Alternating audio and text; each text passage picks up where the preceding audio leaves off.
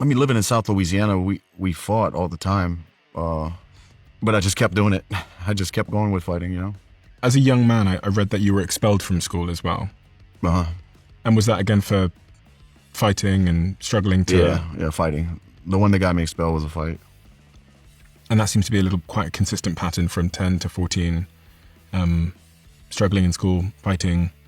And then at 15, I hear that you end up in juvenile detention center. 14. 14. Mm-hmm. What was the road there? What happened? I had gotten into some trouble at one of the times I was living with my father. I got into a fight and physically hurt somebody in the fight and got arrested. And I was on probation at the time, and I wasn't going to school. Got picked up for truancy and some other things like that for not going to school, and failed the drug test. I was on probation at the time, failed the drug test, and then they sent me to juvenile detention. Were you drinking at that age? Yeah. At 15? Mm-hmm. When did you start drinking? I was talking to my wife the other day, and I was thinking about that. I don't know, 12, 13 probably. It is quite it's quite curious to me that you know, 14, 15, you're getting in trouble for fighting, you end up in a detention center, you're drinking from 12 years old. And it like begs the question to me, as someone that's done lots of these interviews, like what was going on in that young man's mind? I don't have an answer what was going on. Not having anywhere to put my focus, I wasn't trying to be the best at something. I was just living day to day, doing whatever. You know, I didn't have any goals. I was a young kid. You know, it's tough to look back to that young and really say what I was thinking at that age. I was just being a kid, I guess. Were you a happy kid? Yeah. You were a happy kid? Yeah. And you were spending the week with your mother, and then the week, you said, was it the weekends with your father? The weekend or every other weekend. I forget exactly how it was. Yeah. And when you talk about his life being ruined by alcohol, what do you mean by that? I mean, he's ruined his marriages. He's ruined his relationships. He's ruined his friendships. He's ruined his relationships with his family, with his kids. 2 sons, 3. Well, my little brother kind of is off and on talking to him, but he has 2 kids that don't speak to him at all and won't. You know, he's been in jail plenty of times for alcohol-related stuff. And yeah, if I could paint a picture, what you think of a classic drunk or alcoholic, you know, very selfish, and continues to go back to it. He's actually homeless right now. He's homeless right now? Yeah. Part of that, me getting in trouble at the airport, was I just felt, and it's not my weight to carry, you know, but I just felt, I try to help him out, and he's back out on the street. It's like it almost doesn't want help, you know, and I was just kind of, on Father's Day, I was traveling to work, and I just couldn't stop thinking about my father, and I started drinking in the airport, and that's kind of what led to the incident. It's just, but when I feel like that, you know, I've been going to therapy and stuff like that. Years ago, I started going to therapy, and when I started feeling better, I stopped practicing everything I learned through therapy, you know, and then I felt that feeling again, just I guess you call it depression, just didn't feel well. And when I feel like that, I know I shouldn't drink, and I drank anyway. So, you know, not that my father, anything's an excuse. Obviously, I did what I did. But I knew better in the moment when I'm feeling like that to drink or do anything. You know, alcohol has never benefited me, especially in times like that where I'm mentally not the best.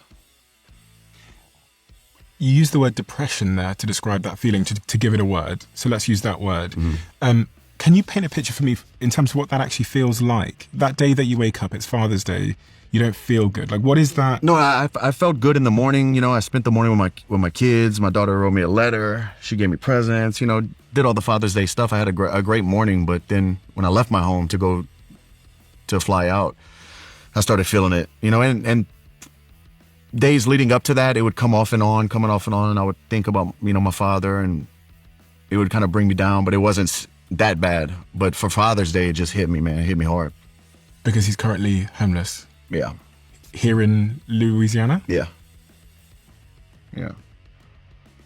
I actually, man, when I got out of jail in Atlanta and flew back home on that Tuesday, I got back late, maybe Tuesday, Wednesday morning, I drove to where he lives, or where he sleeps, and went to the sheriff's office, got in contact with the coroner. I had to do a whole process to sign an OPC, order of protective custody. I tried to get him to pick him up against his will and all this stuff, and they did. But I went at the wrong time, man. I went early in the morning when I woke up, and when they picked him up, he wasn't disoriented. He was normal, you know? And so they released him again. What is the range of feelings and emotions you have towards him at the moment? You know, he's always... It's tough. I'm not angry at him. And once again, this isn't an excuse for my actions. You know, my father just came to a head on Father's Day. But just upset to see him doing this to himself and not getting out of his own way and continuing to let it get just worse and worse progressively over the years when he knows better, you know? When he knows better. I mean, most people, when you make a mistake or you try to fix it.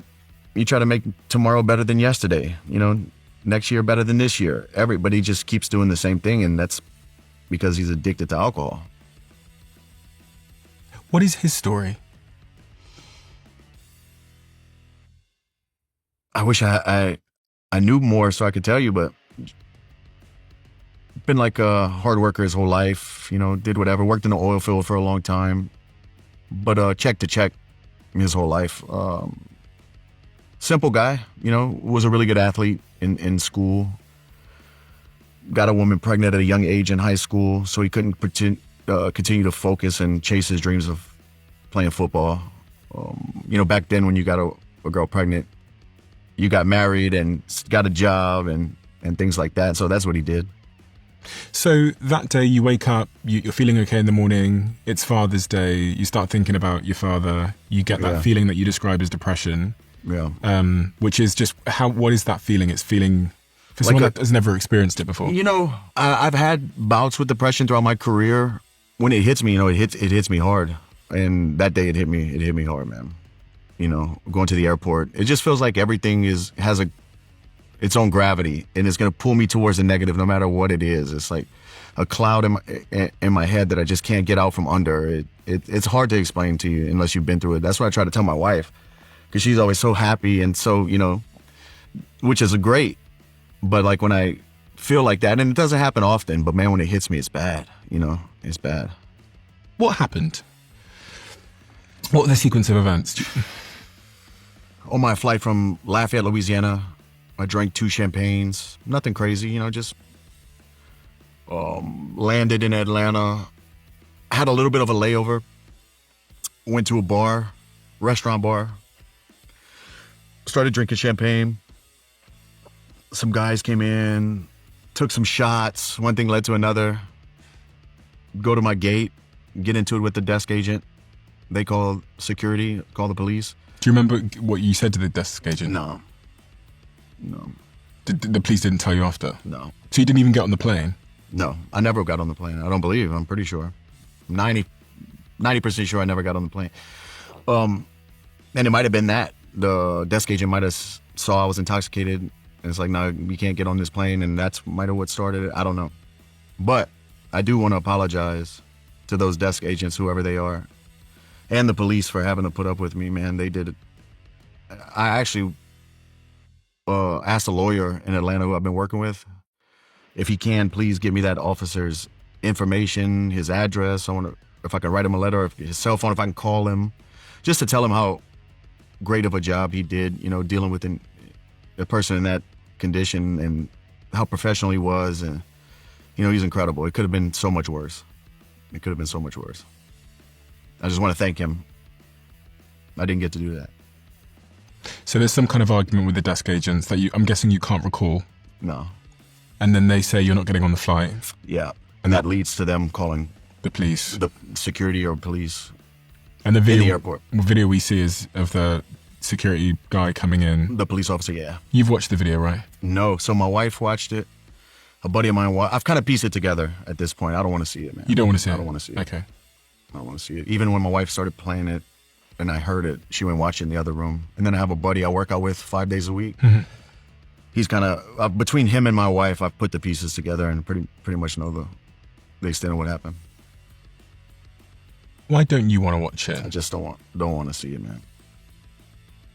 Can you articulate why that is? To see myself in that condition, disrespecting police officers, disrespecting workers at the airport, disrespecting myself, disrespect my family. I just don't feel like it's going to benefit me to see that. If anything, I think it's going to bring me down. I'm going to keep thinking about it.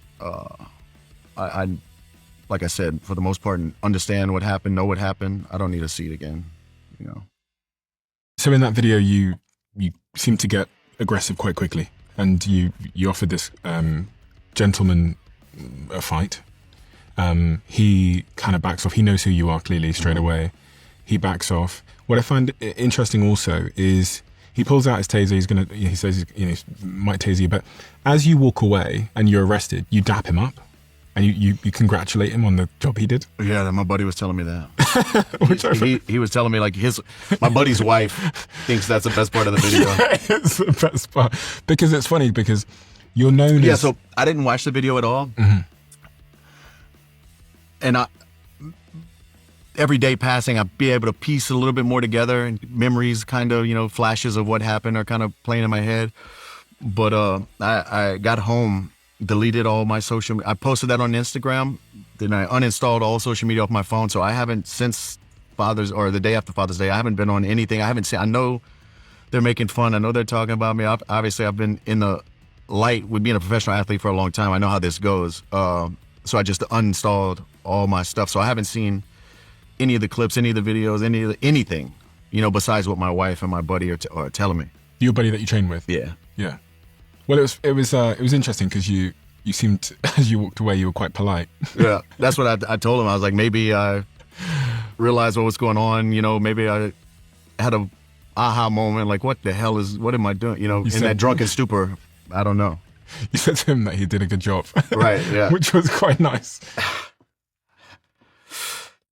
Right, and looking back at it now, with what they're telling me and the way he handled it, he did a great job, I need to thank him. Because like I said, it could have been so much worse. What if it was a young hothead cop who wanted to be a superstar or wanted to, it could have been horrible. I could be sitting here facing serious charges. And just to put my wife and my children through that, it's not good. So you went to jail that day? Yeah. You got charged with being drunk and disorderly or intoxicated? No, they charged me with public intoxication. Okay. And they let you go the same day? Yeah, I spent the night or the afternoon in jail until I sobered up. And they release you on probation or something? I'm not well... What's it called? I don't know what the laws are here. I haven't been to court and all that stuff yet, so they just know they on bond. Okay, on bond, okay. And that's when you go and, after then go and you do the therapy session, you go and try and find your father. Yeah. All these trips are cancelled, I'm guessing, at that point. Yeah. You have to go home and speak to your wife. Right. Can't be easy. It wasn't fun, for sure. To let her down, and it's just been so long since I don't even know how to address it really when I got home. I haven't been in trouble, I haven't been arrested in so long, decades and decades. I don't even know when's the last time I got arrested. This is the first time in a very long time.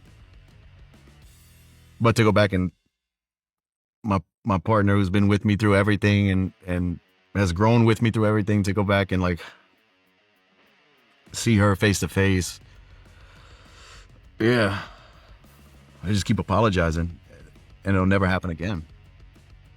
If I'm a fly on the wall during that conversation when you get home, what do I observe? Me telling her it'll never happen again, and her telling me it can't happen again,